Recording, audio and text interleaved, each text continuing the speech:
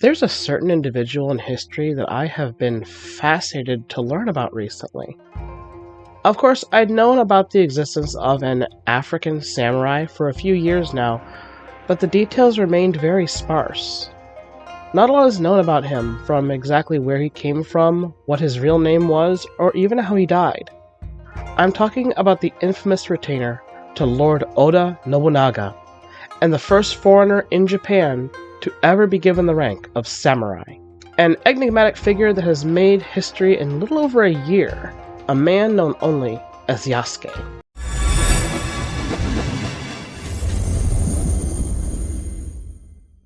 So what do we know about this man?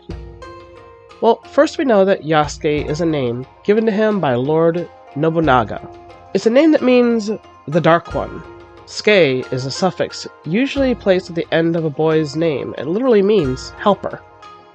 Seen in names like Sasuke, Daisuke, and Tasuke.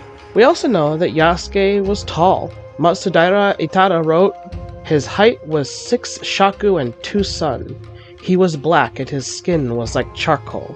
That would have to mean that Yasuke stood over 6 feet in height. He would have towered over the average Japanese person at the time. We know that he arrived in Kyoto, Japan in 1579, accompanying a Jesuit missionary named Alessandro Valignano, and that many Japanese people who saw him were in awe. We know that he was intelligent and cultured, as he spoke Japanese and Swahili, but possibly Bengali and some Italian as well.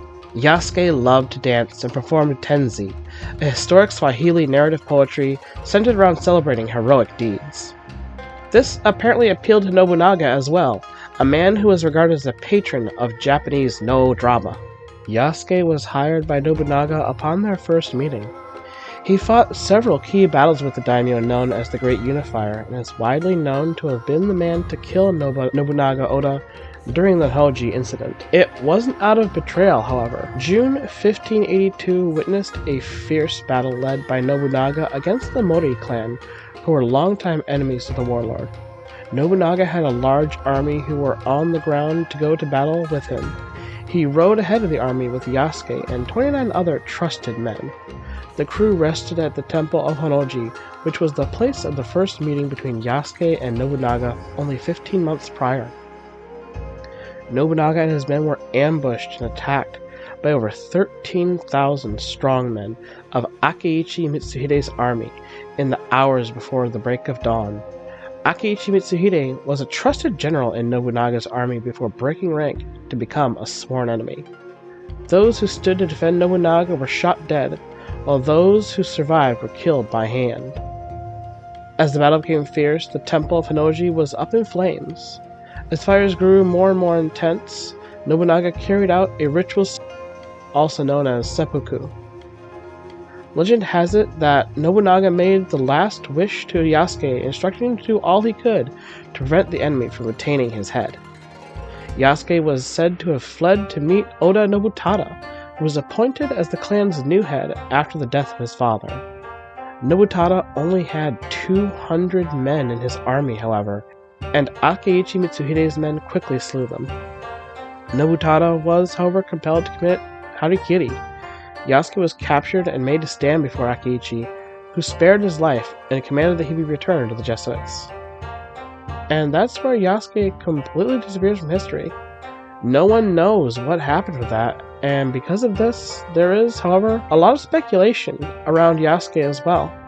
Between 1501 and 1867, nearly 13 million African people were kidnapped, forced onto European and American ships, and trafficked across the Atlantic Ocean to be enslaved, abused, and forever separated from their homes, families, ancestors, and cultures.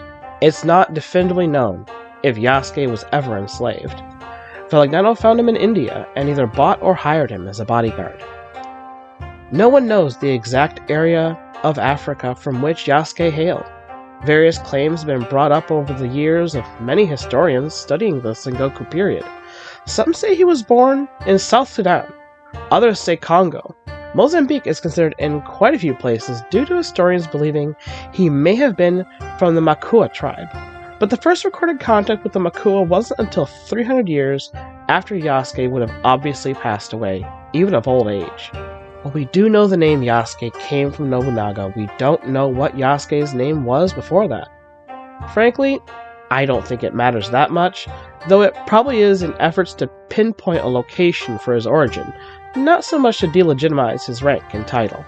Nobunaga was known as a great unifier. Place of origin simply wasn't as important of a factor as things like strength and merit, of which Yasuke had plenty. He was allowed to carry 2 swords into combat, meaning that he was a top-ranking samurai. He was also apparently notorious for his skill with a Japanese Yumi bow. Some think that the Buddhist temple of this period tried to prop Yasuke up as some kind of demigod, since there's substantial evidence from sects of Buddhism that the Agama Buddha, not Budai, may have had dark skin as well.